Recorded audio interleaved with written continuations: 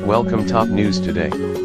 By Jeff Swensen Getty ImagesAfter another week of White House scandals, Donald Trump vented his frustrations Saturday in a swaggering, unscripted campaign speech in Moon Township, Pennsylvania, a 73-minute whirlwind of taunts, insults, and vulgarity, and, occasionally, words of praise for the man he was there to support, congressional candidate Rick Saccone.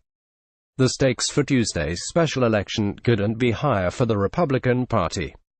Despite pouring millions into a district that Trump won by 20 points, Saccone is barely ahead of Democratic candidate Conor Lamb in a race that Republican lawmakers fear could augur a blue wave in November. If the Democrats were to prevail in western Pennsylvania, that would be quite an earthquake. Representative Charlie Dent said last week, "If a strong pro-Trump district like this goes the other way, it would send a bad signal around the country in districts far more competitive than this one for Trump. It is not just Republican control of the House that is in danger. If Democrats manage to retake the lower chamber, it is also Trump's presidency that would face an existential threat: impeachment.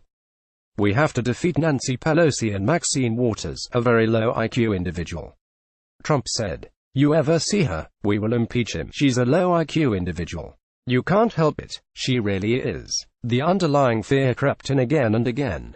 "Here's the thing, we're dealing with people that want to obstruct. They want to stop us from doing things," Trump said of Democrats. "The task for everyone here tonight is to make sure that this great American comeback continues." Full speed ahead, Trump occasionally mentioned Saccone, calling him handsome, and insulting his opponent as Lamb the Sham. But for the most part, the speech was a vehicle for Trump to talk about Trump. "Don't forget, this got us elected," Trump said of his casual, seat-of-the-pants speaking style. "If I came like a stiff, you guys wouldn't come here tonight." He also revealed his new slogan for the 2020 campaign, "Keep America Great." He said that he'd love to beat Oprah and that he knows her weakness, foreign enemies, to occupy Trump's mind. He raged against Mexican President Enrique Peña Nieto for refusing to pay for a border wall. "I said, are you crazy? I said, baby, we're not making a deal." North Korea, he said, was tough and should have been handled. "And everybody will say it, too. But that's okay. Because that's what we do, we handle things." He threatened to fight a trade war with the European Union over his tariffs on steel and aluminum. "We're gonna tax Mercedes-Benz.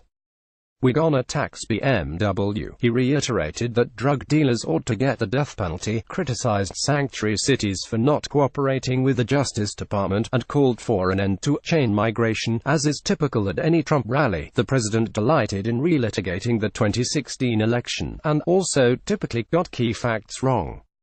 "Women, we love you, we love you. Hey, didn't we surprise them with women during the election?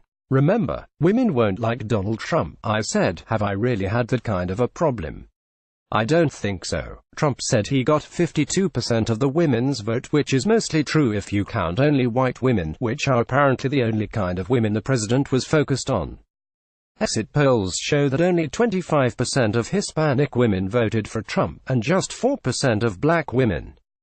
And, of course, no presidential public appearance would be complete without his usual attack on the fake media. In one particularly stream-of-consciousness moment, he referred to Meet the Press host Chuck Todd as "sleeping son of a bitch." The freewheeling performance was the first of its kind since the resignations of White House aides Hope Hicks and Gary Cohn, both of whom acted as checks on some of Trump's worst impulses. Hicks, as Trump's communications director and longtime confidant, served as a sounding board and security blanket. Cohn, as Trump's chief economic advisor, made it his goal to tamp down Trump's protectionist instincts. With both exiting, the Trump presidency is entering a new phase, as my colleague Gabriel Sherman reported last week, one in which Trump is feeling liberated to act on his impulses and to defy his advisors.